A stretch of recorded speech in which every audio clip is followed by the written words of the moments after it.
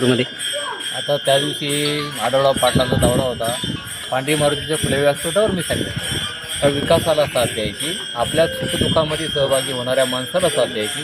जो माणूस खासदार झाल्यानंतर सर्वसामान्य जनतेच्या सुखदुःखात सहभागी होईल, सर्वसामान्यांच्या समस्या संसदेत मांडेल, शेतकऱ्यांच्या समस्या संसदेत मांडेल, बैलगाड्याबद्दल बोलतील, असं ही सगळे गुण पाहिले तर मी 15 वर्षे आढळराव पाटलांबरोबर काम केलेलं आहे. माझा पक्ष जरी वेगळा असला तरी चांगल्या माणसाला, विकास कामं करणाऱ्या माणसाला, सर्वांच्या सुखदुःखामध्ये सहभागी होणाऱ्या माणसाला साथ दिली पाहिजे ह्या उद्देशाने मी ह्यांच्याबरोबर आहे. कारण ओतूर परिसरामध्ये जी विकास कामं चाललीत, जुन्नर तालुक्यामध्ये जी विकास कामं चालली ती अतुल शेठ बेनके असतील, शरददादा असेल, आशाताई बुचके असतील यांच्या माध्यमातून चालेल आणि त्यांना साथ देण्यासाठी ह्या भागाचा पूर्णपणे आपल्याला विकास करायचा आहे. आणि आमच्या सुखदुःखामध्ये, यात्रांमध्ये, सगळ्यामध्ये सहभागी होणारा आम्हाला सर्वसामान्यांना खासदार पाहिजे आणि ते सर्व गुण आढळराव पाटलांमध्ये आहेत. म्हणून मी दादांबरोबर आणि ह्या सर्वांबरोबर आहे. जनतेमध्ये असं सूर आहे की डॉक्टर अमोल कोल्हे 5 वर्ष दिसलेच नाहीत, फिरलेच नाहीत. जनतेला माहितीच आहे की ते आम्ही सांगायची काय करायची, सर्वसामान्यांना समजते.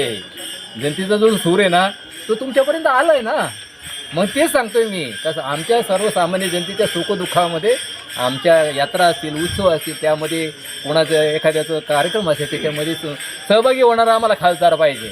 आणि त्याचबरोबर विकास कामंही केली पाहिजे आणि संसदेत आवाजही ठोकला पाहिजे. नुसतं भावनिक होऊन चालणार नाही, विकासाला साथ द्यायची, सर्वसामान्यांच्या सुखदुःखामध्ये सहभागी होणारा खासदार म्हणजे शिवाजीराव आढळराव पाटील.